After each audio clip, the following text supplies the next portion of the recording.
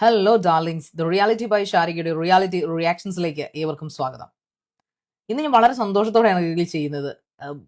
പ്രക്ഷുബ്ധ മനസ്സോടുകൂടിയല്ല. കാരണം നമ്മൾ ഒരു ക്യാമ്പയിൻ ഇറങ്ങുകയാണ്. കാരണം വെർബൽ റേപ്പിന്റെ അങ്ങേയറ്റം ചെയ്യുന്ന ഒരു സ്ത്രീക്കെതിരായിട്ട് ഞാൻ ആദ്യമായിട്ടൊരു ക്യാമ്പയിൻ വെക്കും. ഞാൻ ഒരാളെ വ്യക്തിഗത ചെയ്യാറില്ല, പക്ഷേ ഇത് പർപ്പസിൽ തന്നെ ചെയ്യുന്നതാണ്. കാരണം അവൾ കുഞ്ഞുങ്ങളെയാണ് പലവട്ടം പറയുന്നത്. അത് 3 വയസ്സ് തൊട്ട് 90 വയസ്സ് വരെ ഉള്ളവളെ അവൾ പറയും. അവളെന്ന് പറയുമ്പോൾ ഇവളെന്ന് പറയുമ്പോൾ നിങ്ങൾക്ക് മനസ്സിലാക്കണം, ചപ്പീന ജീവിയെ കുറിച്ചുള്ള ആ ചെകുത്താനെ കുറിച്ചാണ് ഈ പറയുന്നതെന്ന്. സോ അങ്ങനെ പറഞ്ഞ് അവൾ അങ്ങ് കേറിയപ്പോ നമ്മള് ഈ തണ്ടലുള്ള സ്ത്രീകളുണ്ട്, നല്ല അന്തസ്സും ആഭിജാത്യമുള്ള സ്ത്രീകൾ, അതായത് സത്യം വിജയിക്കും എന്ന് ഉറപ്പുള്ള സ്ത്രീകൾ, ആ ഒരു ഗണത്തിൽപ്പെട്ട ഒരാളാണ് ഞാൻ.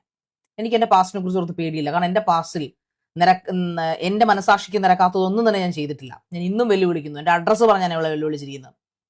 അപ്പൊ അതുകൊണ്ട് തന്നെ ഇനി അവൾ എന്നാ പേരിട്ട് വിളിച്ചാലും എനിക്കത് വിഷയമല്ല. പക്ഷെ ഇവക്കെതിരെ ഒരു കൂട്ടം പ്രശസ്തരായിട്ടുള്ള യൂട്യൂബ് ബ്ലോഗേഴ്സും ആർട്ടിസ്റ്റുകളും ഒക്കെ അണിനിരുന്ന സധൈര്യം വീഡിയോകൾ ചെയ്തു എന്നുള്ള, പ്രത്യേകിച്ചും ദയാസുജിത്തിന്റെ കേസിൽ എല്ലാവരും കൈകോർത്ത് പിടിച്ചു. എന്റെ പാവം രേണുസുതിന്റെ കേസ് വന്നപ്പോ ഈ പറയുന്ന പോലെ ഇവള് അങ്ങ് രാജാത്തിയായിട്ട് വാഴുമായിരുന്നു. അവളെ അങ്ങ് ചവിട്ടി മെതിക്കുന്നതിന്റെ മാക്സിമം ഇട്ട് മെതിച്ചു. ഇപ്പോ ക്യാമ്പയിൻ സ്റ്റാർട്ട് ചെയ്തു. അറിഞ്ഞോ അറിയാതെയോ ഇവൾക്ക് ഇങ്ങനെയുള്ള വിഷയങ്ങൾ എടുത്ത് ചെയ്യാൻ തോന്നുന്നു. അറിഞ്ഞോ അറിയാതെയോ നമ്മുടെ യൂട്യൂബ് ബ്ലോഗേഴ്സ്, പ്രത്യേകിച്ച് ബൈജൻ ഉൾപ്പെടെയുള്ള ആൾക്കാരൊക്കെ എടുത്ത് നല്ല ശരിക്ക് അങ്ങോട്ട് പുകയ്ക്കുന്നുണ്ടിട്ട്. അതായത് ഇവള് നിർത്തണം, ഇവള് സ്വയം ഇത് നിർത്തണം. അല്ലെങ്കിൽ നമ്മുടെ പോലീസ് ഇവൾക്കെതിരെ FIR ഇട്ട് കേസ് എടുക്കണം.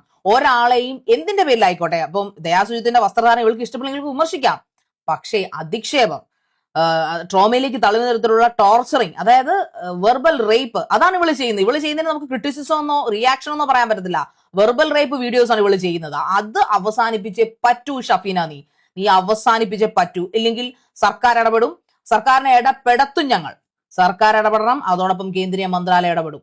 പിന്നെ ഇവളെ കുറിച്ച് പഠിച്ചപ്പോൾ എനിക്ക് മനസ്സിലായ ഒരു കാര്യമുണ്ട്. ഇവക്ക് കാമപ്രാന്ത് കൂടിയ ഒരു സാധനമാണ്. അതുകൊണ്ടാണ് ഇവൾ എപ്പോഴും ഈ സെക്സിനെ കുറിച്ചും മറ്റേ ലൈംഗിക ബന്ധത്തിൽ ഏർപ്പെടുന്നതിനെ കുറിച്ചൊക്കെ ഇവൾ എപ്പോഴും ഇച്ചിരി സുന്ദരികളായിട്ടുള്ള, ഇച്ചിരി അന്തസ്സോ ആഭിജാത്യമുള്ള സ്ത്രീകളെ കാണുമ്പോൾ അവളുടെ വിചാരം അവളെ പോലെയാണ് എല്ലാ സ്ത്രീകളും എന്നാണ്.